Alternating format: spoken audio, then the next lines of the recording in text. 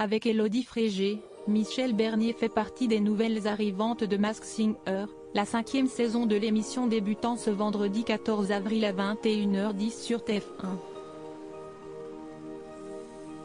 L'occasion de faire un bond en arrière, et de revenir sur un fait marquant de la vie de la comédienne, à savoir sa séparation avec Bruno Gaccio. L'humoriste, scénariste, auteur et producteur de 64 ans l'avait quitté lorsqu'elle attendait Enzo, leur deuxième enfant qui est désormais âgé de 25 ans. Ils ont d'abord eu une fille prénommée Charlotte, aujourd'hui âgée de 35 ans et actrice, note de la rédaction. Peut-être qu'il y avait des warnings que je n'avais pas vus. Moi j'étais dans ma vie, j'étais bien, j'étais heureuse. Je l'aimais tellement. Pour moi, c'était une histoire d'amour éternel.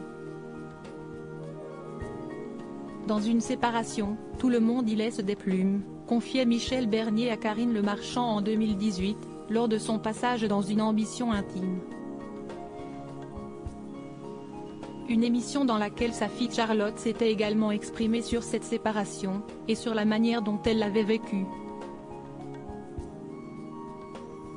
Un papa super, je n'ai pas de souvenir hyper précis comme celui du jour où mon père est parti.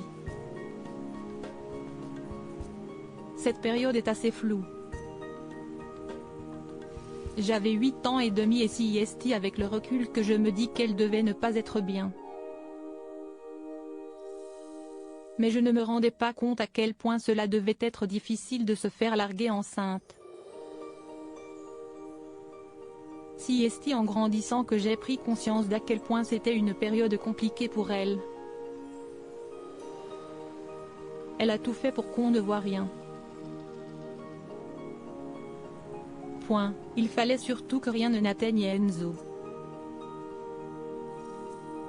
Il ne fallait pas qu'il sache que nous, on n'allait pas bien.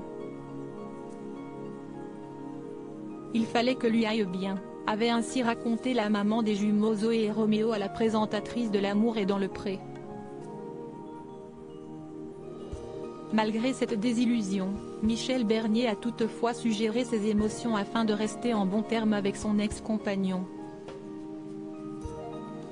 Si est parce que j'ai fait beaucoup de psychanalyse que je ne suis pas rentré dans un système de rancœur et de guerre qui fait que ça ne s'arrête jamais. Point. Bruno est un papa super, ajoutait-elle lors de son entretien avec Karine Le Marchand.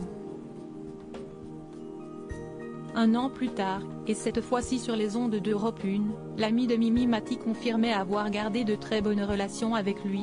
Vraiment j'ai beaucoup de respect pour Bruno Gaccio, si est un homme qui aura marqué ma vie en dehors de nos enfants qui sont les plus importants bien sûr. Tout est bien qui finit bien, donc.